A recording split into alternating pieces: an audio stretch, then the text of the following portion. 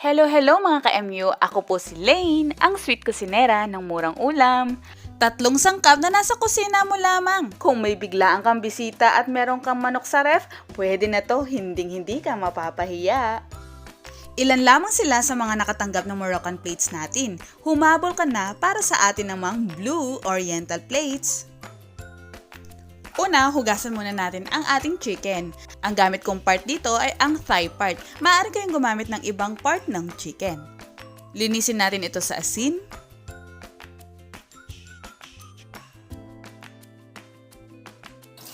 At hugasang mabuti.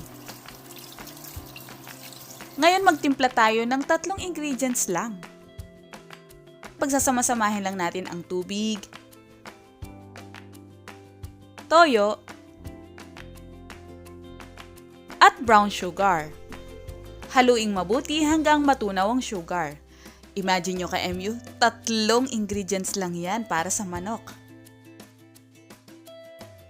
Gamit ang aking Masflex 28cm skillet, i-arrange dito ang chicken.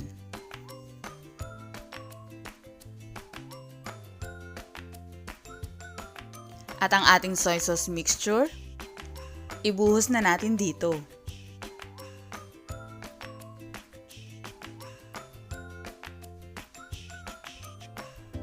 Takpan natin hanggang kumulo.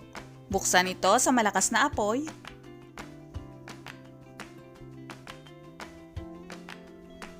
Nangangamoy na ang bango.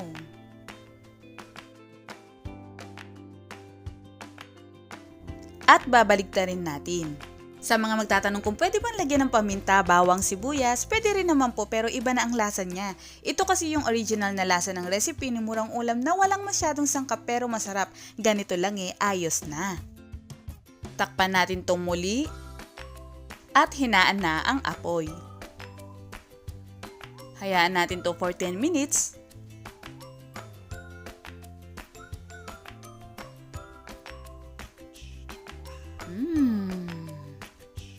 Baligtarin natin tong muli.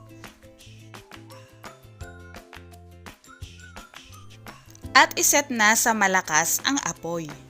Babali-baligtarin lang natin to every now and then para mas even yung pagkakaluto. Dilakasan natin ang apoy para mas mabilis na mag-thicken ang sauce. Malamang sa mga datihan na nating mga ka-MU ay familiar na sa inyo ang recipe na ito at nailuto nyo na. Pero para sa hindi pa nakakapanood at hindi pa nakapagluto nito ay i-share ko na rin kasi hindi ko na ma-share yung nauna nating video kasi copyrighted na siya. Ang simple lang nito, di ba? Narito na ang ating caramelized chicken.